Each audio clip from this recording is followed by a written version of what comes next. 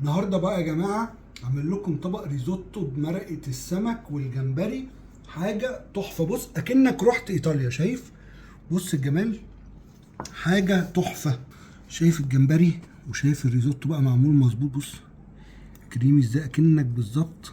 اول حاجه ايه هو الريزوتو؟ الريزوتو دي اكله ايطالي، وهي في الاصل طريقه تسويه، يعني مش شرط تعمل بيها الرز، ممكن تعمل بيها انواع حبوب كتير جدا، وهي بتعتمد على انك انت بتخلي القوام بتاع الرز كريمي من غير ما تحط عليه كريمه. فتعالوا نشوف مع بعض هنقدر نعمله ازاي. وهنعمل مع الريزوتو شويه جمبري كده هنحطهم على الوش مشوحينهم في زيت الزيتون وفي الهريسه اللي كنا عملناها في فيديو قبل كده. لو عايز تشوف الفيديو بتاع الهريسه هتلاقيه في الكومنت. الموضوع بسيط جدا، كل اللي هنستخدمه رز ما تغسلوش لان احنا بنبقى عايزين النشا اللي فيه. وهنستخدم مع الرز مرقه السمك اللي احنا كنا عملناها في فيديو قبل كده. لو انت عايز تعرف مرقه السمك بتتعمل ازاي هتلاقي برده الفيديو في الكومنت. حاجه هتجيب طاسه او حله، انا جايب طاسه عشان تعرفوا تشوفوا، بس تكون سميكه مش رفيعه عشان ما تحرقش الرز. وتحط شويه زيت زيتون، وهيبقى عندنا بصل مفروم رفيع قوي وتوم. هتنزل الاول بالبصل، بعدين على نار واطيه خالص هتحط البصل وتحط شويه ملح. تبتدي بالراحه خالص تدبله، مش تشوحه، مش عايزينه ياخد اي لون، يا دوبك بس يدبل. دلوقتي وانت بتدبل البصل اهو يبقى جنبك الحله اللي فيها الستوك او المرقه بتاعه السمك جاهزه وسخنه معاك. لازم تبقى سخنه جدا، تفضل مولع عليها النار. بعد ما البصل دبل معانا نعلي بقى النار شويه، نخليها وسط، ونروح نازلين بالرز زي ما هو كده من غير ما نغسله. نشوح الرز، لازم نتاكد ان الرز كله اتشوح كويس، كل رزايه بقت مغلفه بالزيت ومتشوحه. دلوقتي الرز اهو اتشوح، في اخر التشويح خالص بننزل بفصين الثوم المفرومين.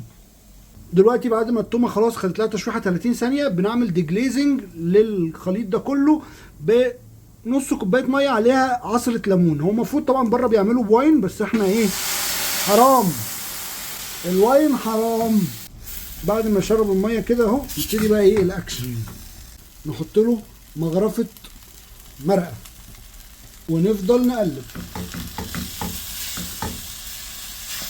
اهو. شرب الميه تاني نديله مرقه تاني، نفضل وراه ما نرحموش ونقلب، وهكذا لحد ما يدينا القوام اللي احنا عايزينه ويستوي. بقى شغالين في العمليه دي نعرف امتى ان احنا لازم نزود شوربه.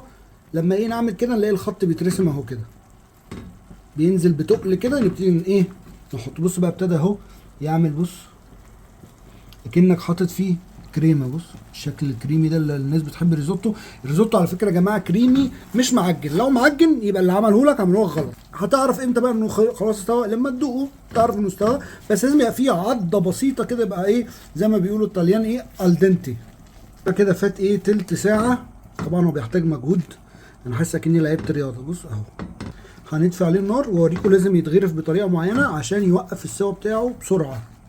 يلا بينا. بتجيبوا الطبق وتجيبوا كده ايه زي مغرفه وتحطه في النص كده، وعشان يوقف السوا بتاعه تعملوا كده،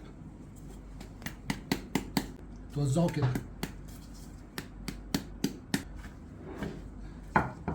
كده. هو جاهز معانا. نبتدي بقى ايه نجهز الجمبري.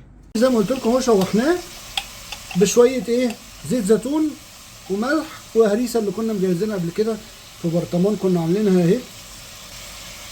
بس كده هو يا دوبك تشويحه كده. نبتدي بقى نحطه كده، نحط بقى الصوص بقى ايه اللي هو زيت الزيتون بالايه بالهريسه برضو بشويه كده، ليمونتين،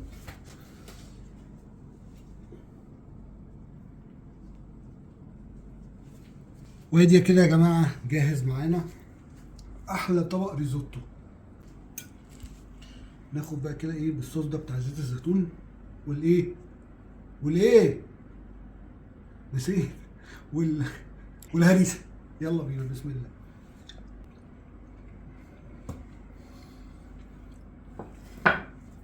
لا يا جدعان، لا يا جدعان، ده اكنه بكريمه. ندوق بقى الجمبري واسمع معايا قرشه الجمبري.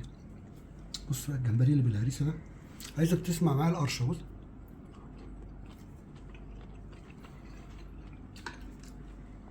شامم النار دي، ما ينفعش شوكه يا جماعه، حرام.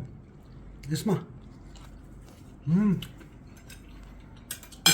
بحب قوي لو ريزوتو سي فود عشان هو بيبقى طعمه كريمي كده، عايز ايه حاجه كده حمضيه تكسره. حط شويه ليمون مع الصوص مع الايه، ناخد جمبريايه يلا، مش خساره في طيبه قلبي. بسم الله.